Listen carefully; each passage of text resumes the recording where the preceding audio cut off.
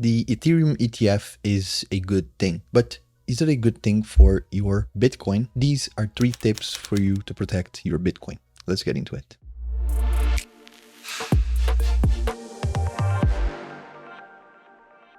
So Ethereum is currently at 3,945. I'm guessing by the end of this video, we should see Ethereum all the way at 4K. And Bitcoin is at $7,519. So the ETF must be doing something good for both, right? Well, if you actually look at Bitcoin ETH, so the pair Bitcoin ETH, which tracks the correlation between Bitcoin and Ethereum, the price between those, you can see that Bitcoin was beating Ethereum by a little bit. So you could see it was rallying up from around 16 to 22. So what does that mean? It means that the ratio between Bitcoin divided by Ethereum was this number right here. So the higher the number is, the larger the gap between Bitcoin and Ethereum. And you can see that right now this gap is closing from a few days ago to now. So 11 days, it closed 20%. It means now that the difference between Ethereum and Bitcoin is catching up, is closing a little bit more. So not that positive for Bitcoin, right? You could say so. It is a yes and no scenario depending on how bullish or how maxi you are on Bitcoin over Ethereum,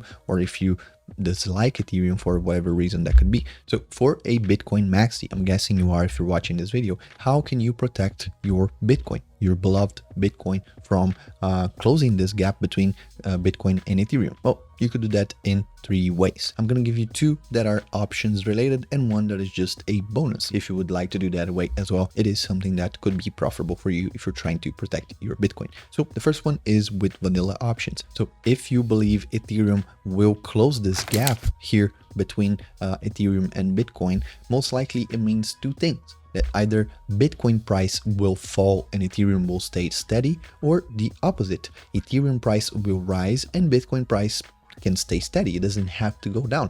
It's just because Ethereum is climbing that gap all the way closer to Bitcoin's price. Of course, it is very far ahead because 17, it means that you need 17 ETH to make 1 BTC. This gap will never be 1-to-1. I don't believe that because I'm not a maxi, but I believe that Bitcoin will go to 100K, even higher. But Ethereum is indeed gaining some momentum right now, and that momentum could be profitable for you or could be bothering you because it will hurt a little bit your P&L. So right now Bitcoin is steady at price. It has been steady for the past few days right here, around the 60-ish, high 60s, low 70s. It has been ranging around here, and I think it will stay so, but I don't think Ethereum will stay so. So short term, I'm bullish on ETH. So how can you protect your Bitcoin, or how can you profit from the situation? Well, you can do 2 things. On the vanilla side of options, you can buy a call on ETH, and guess what, we already did buy a call on ETH on last video. So if you go to the options tab right here, select Ethereum on the topics, what I did, if you scroll down right here, I opened a June 24th, so 1 contract and a half, and it is for 38.50. This is the strike for ETH, and I believe Ethereum will be way above that by then, so my P&L will be positive. Right now it is negative because of the spread between ask and bid, and I opened it this morning, so it hasn't been a long time. The spread is still something that eats away your P&L a little bit, and you can see I have other twos before end of the year. So this is one of the ways that you can profit. Again, you will be profiting from Ethereum, so that way you can then get that profit that you made and buy more Bitcoin. Whatever you want to spend this money on, you can. You're going to be profiting from the rise in Ethereum closer to Bitcoin's price, and then you can do whatever you want with that P&L. Another thing that you can do, which brings it a little bit up on a level, it is to do spreads. So if you go on earn right here, let's go for June 28th. We have only 2.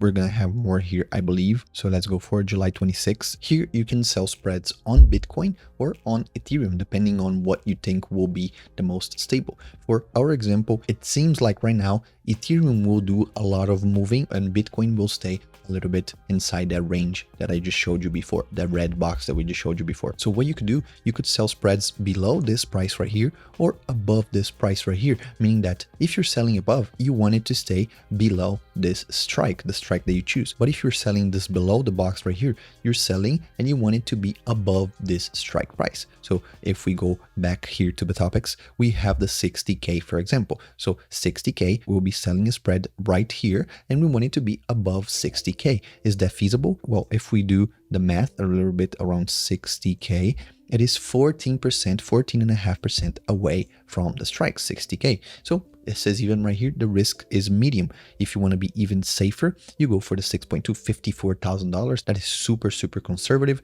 I even have a 54 right here that is going to expire this week, the above 54,000 for Bitcoin. So you can see 54,000 is right here. It is probable, very, very probable and doable that Bitcoin by this line right here, which is the 31st, will stay above 54K, because in just a few days, just a matter of few days, so 4 days from the time of recording, it would have to fall 23%, and that hasn't happened at all for Bitcoin. So it is a somehow safe 6.2%, but again, this is on July right here, so you'd have to consider that mine was for May 31st, so yours for July, you have to be sure that by then Bitcoin will be above this price, which you can see we don't even have above 60 here.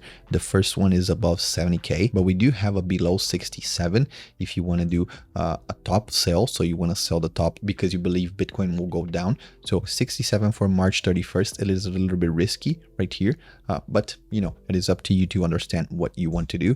But if you go to the July 26th, we can go below 68,000. So do you believe Bitcoin will be below 68,000 by July 26th? Well, I personally don't. I believe it will stay on the high range of the 70s, maybe even higher. But again, you're doing this to protect your Bitcoin. So it's up to you to do your due diligence and do a technical analysis, or look for someone who knows what they're talking about technical analysis, to understand where Bitcoin will be. And you can take actions accordingly by doing spreads or by doing vanilla options, whatever fits better your, first of all, your size, your portfolio, because if you have a lot of cash, it is way cheaper for you to protect yourself in a bunch of different ways, or if you want to go super risky. So depending on risk management and size, you have different strategies to choose from. Another thing that you can do, other than just using vanilla options, buying calls or buying puts, or other than spreads, what you can do, you can actually try to collect fees inside a range by providing liquidity with Uniswap v3 or whatever fork of Uni v3 where you have concentrated liquidity. And why would you do that?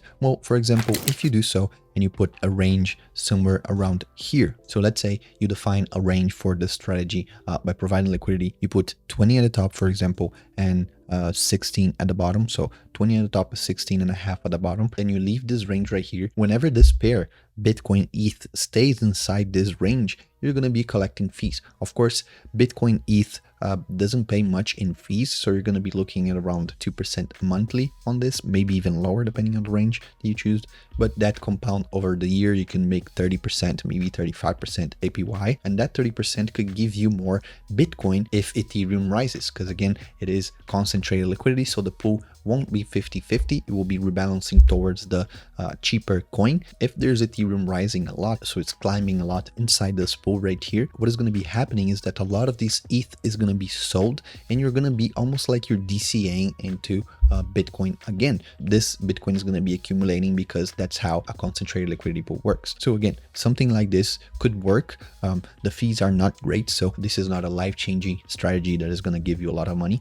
But again, it is something that you can do to protect your Bitcoin, or at least to accumulate more Bitcoin while ETH climbs up. Of course, this is not a safe strategy. Like, there is a risk of impermanent loss, because if ETH is climbing up all that much, what ends up happening is that you would have made so much more money had you just held Ethereum against holding Ethereum and Bitcoin, or holding Ethereum and Bitcoin at the same time would have made you a lot more money than just being bullish on just Bitcoin alone. So to combat this, you would have to stay inside this position, and this position would have to be profitable, like inside that range, for longer periods of time, let's say 30 days, 60 days, 180 days, so that the profits, the fees that you collect, are higher than the impermanent loss itself. So they mitigate the impermanent loss. So these 3 tips are what I have in mind for you. Just to recap, we have vanilla options that you can use to buy calls or buy puts, either on Bitcoin or Ethereum, depending on which one do you believe is going to move more. Then we have spreads. The spreads is better on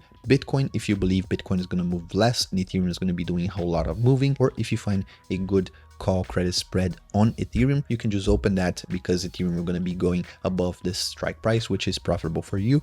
And the last but not least is liquidity providing on Bitcoin ETH, which again, it is something that could save you, could be useful for you, but again, you shouldn't be expecting life-changing money here. It is just a way for you to accumulate more Bitcoin, especially if you want to do that for the long term. So I hope you guys enjoyed. If you have any more strategies that you can do to profit from this ETF mania that is happening right now, just comment down below and let's share our ideas and thoughts down there. Again, thank you so much for watching, and I'll catch you guys in the next video. Peace.